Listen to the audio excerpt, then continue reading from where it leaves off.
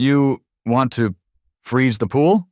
Linda asked, looking genuinely concerned for my sanity. Frank, that's impossible. Impossible? Or just really, really difficult? The challenge ignited something in me. The sheer, glorious absurdity of it. The perfect, impractical, technically bewildering act of defiance. If I couldn't have my summer pool parties, I'd host the most unexpected winter carnival Alexandria had ever seen. My research began immediately. Turn pool into ice rink warm climate. Portable ice rink technology. Industrial refrigeration for swimming pools. Most results were useless. DIY rinks for places with actual freezing winters. I needed serious cooling power, active refrigeration, something that could fight the Egyptian heat and win. Phone calls were demoralizing. Freeze a pool? Here? Ha ha ha ha. Good one, mate. Click. Sir, the energy costs alone would be staggering. Are you sure you... Click. We install air conditioners, Habibi, not ice rinks in backyards. Just as I was about to give up, resigning myself to a costly legal battle or pool modification, I stumbled upon a niche online forum for specialized refrigeration engineers. I posted a query outlining my insane request. A day later, I got a reply, short and intrigued. Pool freezing in Alexandria? Theoretically doable, complex, expensive, sounds fun. Let's talk. Bill Jenkins, Jenkins Custom Refrigeration, specializing in the stupidly cold. It was perfect.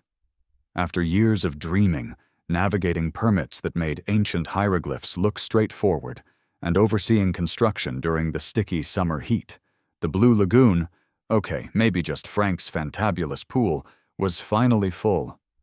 Sparkling turquoise water, catching the brilliant Egyptian sun, nestled in my backyard. I stood there, pool noodle in hand like Neptune surveying his domain, imagining lazy Friday afternoons, barbecues, the blissful escape from the city buzz. This wasn't just concrete and water. It was my masterpiece, my slice of suburban paradise overlooking a sliver of the Med. Look at that, Linda. I beamed at my wife, who was already setting up lounge chairs. Perfection, worth every dollar, every headache. It is beautiful, Frank, she admitted. But maybe wait until the final inspection sign-off before you declare victory? Wise words. Words I should have heeded. Because literally, as she spoke, the shadow fell. Not a cloud, but the considerably more ominous presence of Mr. Henderson from next door, peering over the shared wall, his face etched with the kind of disapproval usually reserved for finding a scorpion in one's shoe. Frank, he clipped, his voice tight. That structure, it seems rather substantial. It's a pool, Henderson, I said, trying to keep the pride buoyant in my voice. Finally finished. Indeed, he sniffed. Perhaps too finished. It seems considerably larger than the plans suggested. It's quite infringing on my late afternoon sun panorama. He wasn't looking at the sun. He was looking pointedly at the far edge of my pool deck.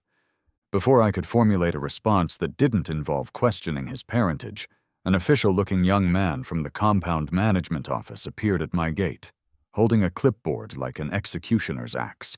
The timing was uncanny. Mr. Frank Pullman, he inquired politely, but with an undertone that spelled trouble. We received a query regarding the final dimensions of your pool installation. We need to conduct a final measurement verification. My heart sank. Henderson smirked faintly from over the wall.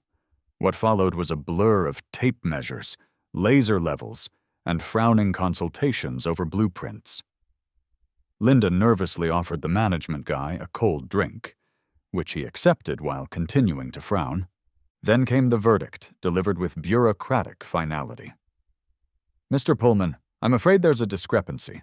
Following Mr. Henderson's query and our verification, The pool exceeds the maximum permitted dimensions as per Compound Bylaw 12, Section 8, Paragraph A, pool size and coastal view setbacks, by approximately 20 centimeters in length and 10 centimeters in width at the northwest corner. 20 centimeters? 10? That's less than a school ruler. Are you kidding me? I sputtered. The plans were approved. The contractor... The final installation does not precisely match the approved plans, the young man interrupted smoothly, immune to my outrage. Compliance is mandatory. The options are straightforward. Modify the pool to meet the specified dimensions, or remove it entirely. You have 30 days to submit a remediation plan to the Compound Management Board. He handed me a form, nodded curtly, and left, leaving me staring in disbelief at my beautiful, sparkling, 20 centimeters too long pool. Henderson had vanished from the wall, presumably to gloat into his imported tea. The subsequent board meeting was a farce. Me, sweating in my best shirt, pleading my case, showing the initial permits, explaining the astronomical cost, practically rebuilding the whole thing. To shave off a few centimeters now it was finished. Henderson sat opposite, cool as a cucumber, presenting drone photos allegedly showing how the extra 20 centimeters cast a deleterious shadow across his prized bougainvillea for precisely 7 minutes longer each afternoon, thereby impacting his coastal sunset serenity. The board, a panel of stern-faced residents likely terrified of Henderson's influence or the slippery slope of granting exceptions, were unmoved. The bylaws are the bedrock of our community harmony, Mr. Frank, the president intoned solemnly. He sounded suspiciously like Carol Periwinkle's long-lost Egyptian cousin. Dimensional regulations and view corridors must be respected. We cannot grant variances post-construction for such clear violations. Submit your remediation plan. 30 days. Bang went the imaginary gavel. I walked out of that meeting, not just defeated, but incandescent with rage, heartbroken, staring at my dream pool, now a symbol of bureaucratic idiocy and neighborly spite. Modify? Remove? It would cost a fortune, and Henderson would still be there, finding something else to complain about. Remediation plan? I muttered, pacing the length of my slightly too long pool deck. Linda watched me worriedly from the patio door. Oh, I'll give them a remediation plan, something they'll need thermal underwear to appreciate. The next few days were grim. I moped, I raged.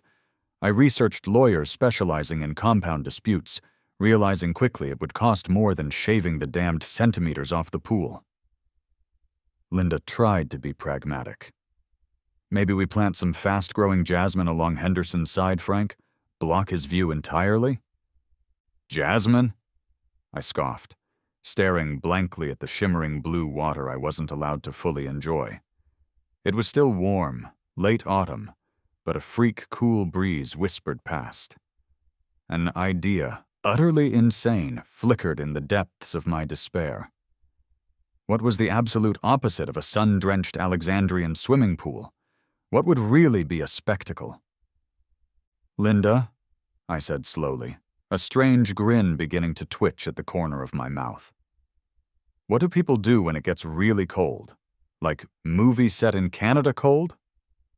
They wear coats, Frank. They complain? What are you getting at?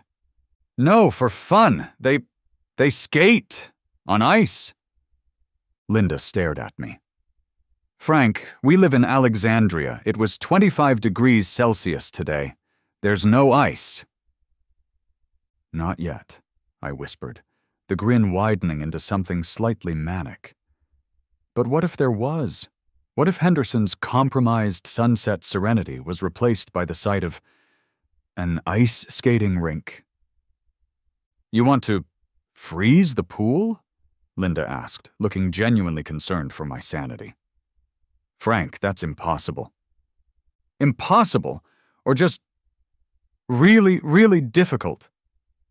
The challenge ignited something in me. The sheer, glorious absurdity of it. The perfect, impractical, technically bewildering act of defiance. If I couldn't have my summer pool parties, I'd host the most unexpected winter carnival Alexandria had ever seen. My research began immediately. Turn pool into ice rink warm climate. Portable ice rink technology. Industrial refrigeration for swimming pools. Most results were useless. DIY rinks for places with actual freezing winters. I needed serious cooling power, active refrigeration, something that could fight the Egyptian heat and win. Phone calls were demoralizing. Freeze a pool? Here? Ha ha ha ha, good one, mate. Click. Sir, the energy costs alone would be staggering. Are you sure you... Click. We install air conditioners, Habibi, not ice rinks in backyards. Just as I was about to give up, resigning myself to a costly legal battle or pool modification, I stumbled upon a niche online forum for specialized refrigeration engineers. I posted a query, outlining my insane request. A day later, I got a reply, short and intrigued. Pool freezing in Alexandria? Theoretically doable, complex, expensive. Sounds fun, let's talk. Bill Jenkins, Jenkins Custom. Refrigeration, specializing in the stupidly cold. Bill Chill Bill Jenkins turned out to be a grizzled British expat engineer who usually designed cooling systems for industrial food processing plants and pharmaceutical labs across the Middle East. He found my predicament and my proposed solution deeply amusing. He flew in from Dubai for a consultation. Had to see this for myself, mate.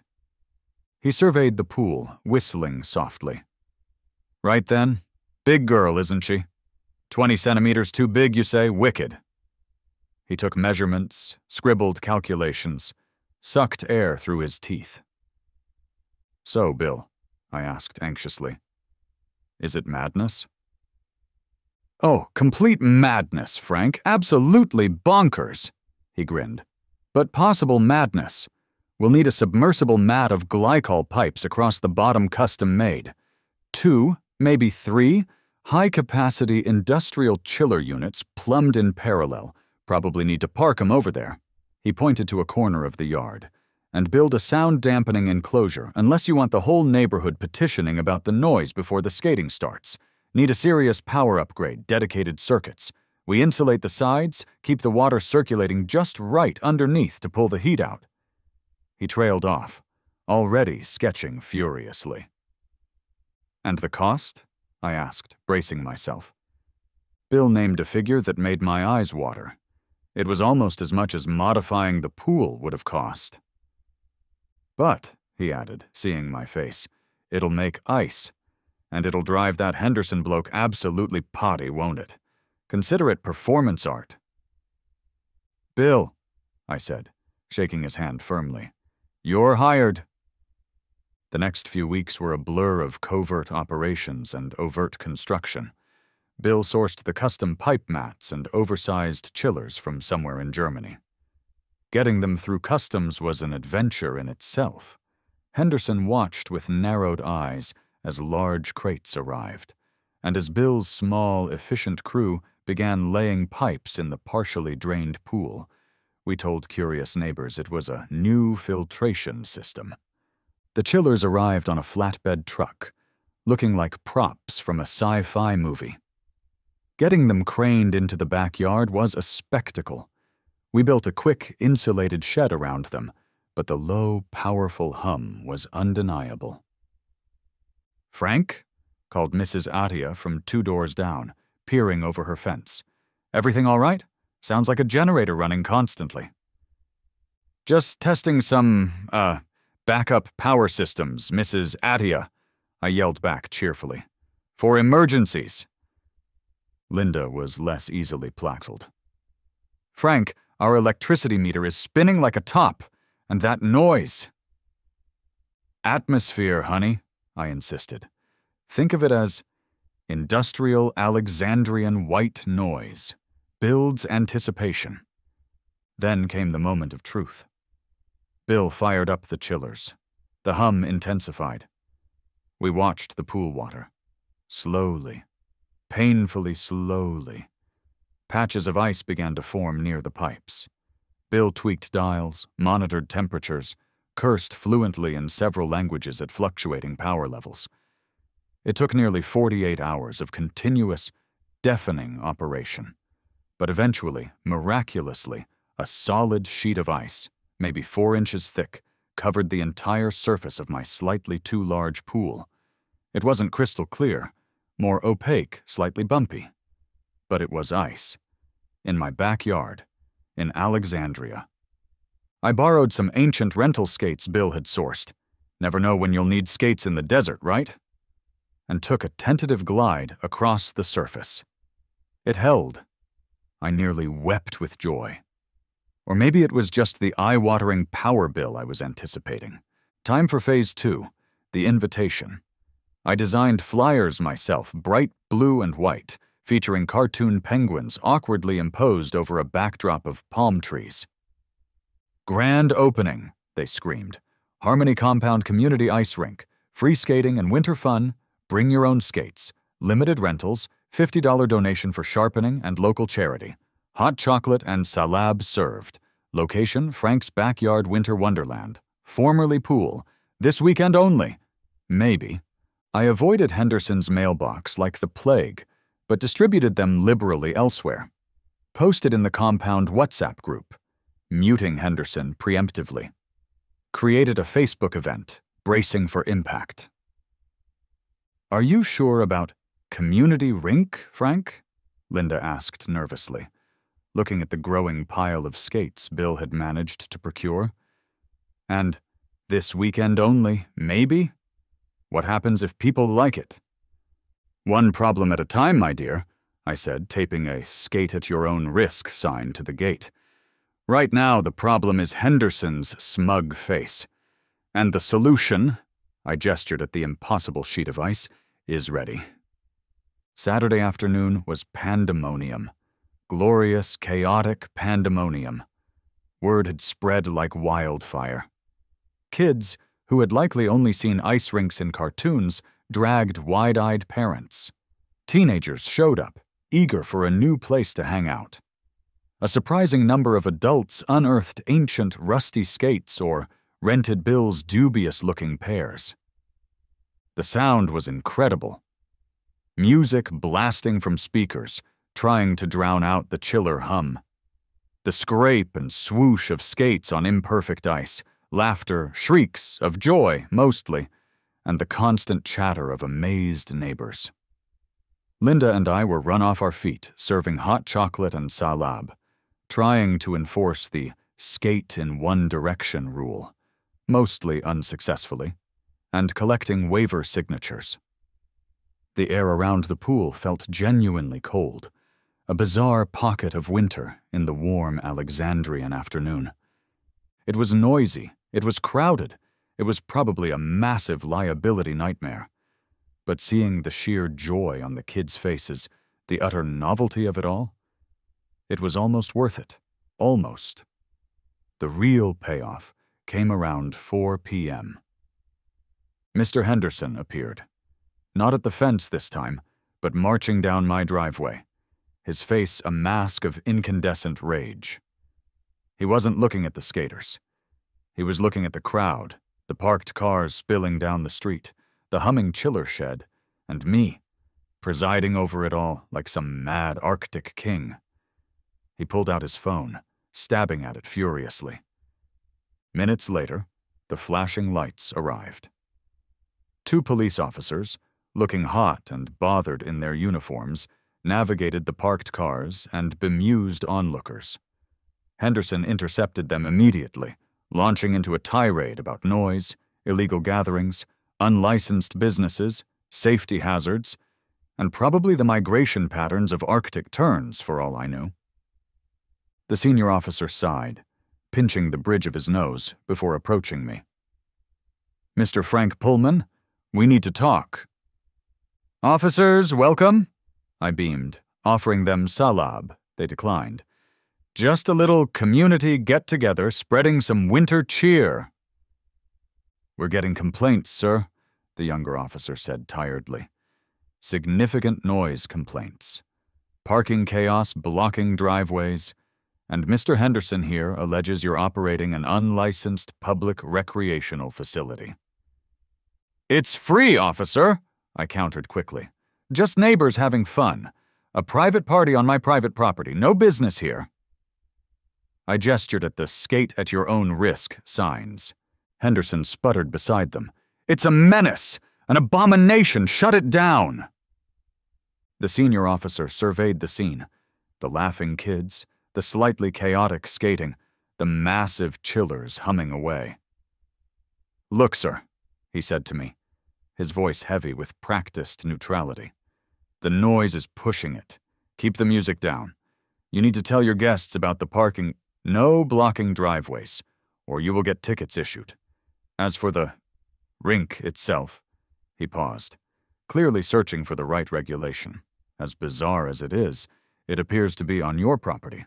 Unless the city engineers deem it structurally unsound, or the health ministry has issues, it's likely a civil matter between you and your compound management. He turned to Henderson. Mr. Henderson, we understand your concerns, but this is primarily an internal compound issue. We can't shut it down based on noise alone during daytime hours, provided he addresses the parking. He gave me one last warning look. Try to keep the disruption minimal, sir. We don't want to keep coming back. They left. Henderson looked like he was about to explode. I gave him my most serene, cheerful smile. The skating continued, maybe slightly quieter, but with an added thrill of defiance. The first major counterattack had been repelled. The fragile peace didn't last. The next week, the official letters started arriving from the Compound Management Board, clearly drafted under duress from Henderson. Cease and desist. Operation of unauthorized recreational facility. Cease and desist. Excessive noise pollution, citing the chiller hum. Cease and desist. Creating undue community traffic and parking burden. Cease and desist. Potential liability, hazard. I briefly considered framing them, but settled for taping them defiantly to the shed housing the chillers, labeling it the Wall of Whining. The compound WhatsApp group became a war zone. Team Frank, mostly families with kids thrilled by the rink, versus Team Henderson, older residents complaining about noise, property values, and outsiders, even though it was mostly neighbors. Fines started arriving daily. Huge arbitrary numbers citing vague community disruption clauses. I sent polite letters back, requesting specific bylaw citations and refusing payment. My lawyer sent sterner letters hinting at harassment. Henderson, furious at the lack of immediate shutdown, apparently called everyone. The city zoning department, place of assembly without permit, the health ministry, potential for waterborne pathogens in melted ice. Even the tourism police, bizarrely, unlicensed attraction. Inspectors started showing up. They were mostly baffled. The zoning guy scratched his head. Never seen anything like it. Technically, it's his backyard.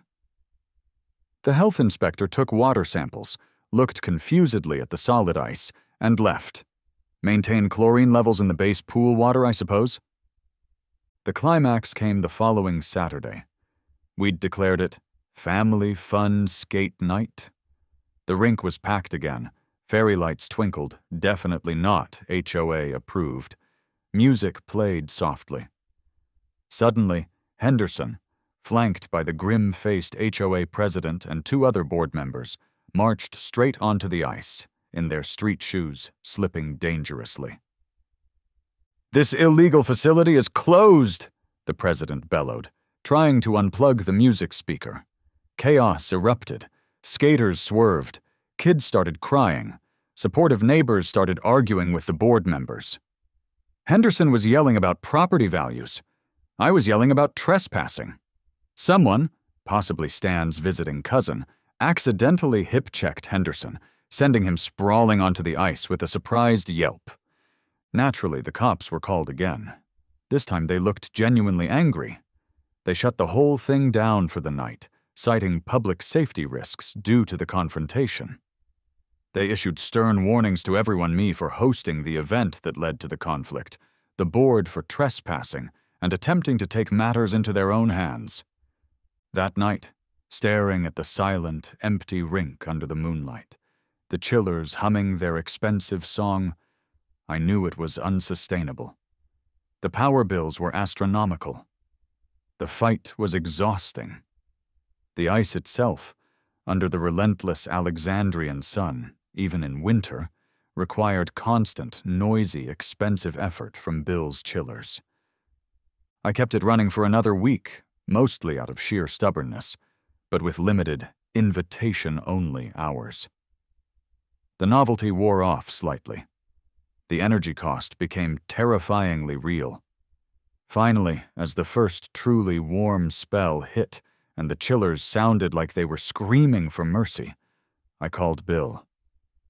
"Shut her down, Bill," I said, a strange mix of relief and regret washing over me. Operation Winter Wonderland is officially thawed. The aftermath? Well, the ice melted surprisingly quickly. Bill's team efficiently removed the pipes and the thankfully rented chiller units. Buying them would have bankrupted me. Henderson still glares, but his victory feels hollow. He endured weeks of noise, crowds, and humiliation. The HOA is still trying to fine me for the original pool dimensions, and now for damages to community harmony, and the dead patch of grass where the chillers sat. The legal battle over the pool size continues, though my lawyer argues the HOA's inconsistent enforcement and harassment regarding the rink might work in my favor. Many neighbors still talk about Frank's ice rink with a laugh and a shake of their heads. The kids ask me constantly when it's coming back. Linda just looks relieved the power bill isn't equivalent to the GDP of a small nation anymore. So, do I regret turning my slightly too big pool into a defiant, chaotic, impossibly located community ice skating rink? Do I regret the cost, the stress, the absurdity of it all? Standing here now, looking at the still too big but currently empty pool, waiting for the next round with the HOA? Absolutely not. It was the single most insane, impractical, and utterly satisfying remediation plan imaginable. Best month of spite-fueled community building ever. Now, anyone know the bylaws regarding backyard curling sheets? Asking for a friend.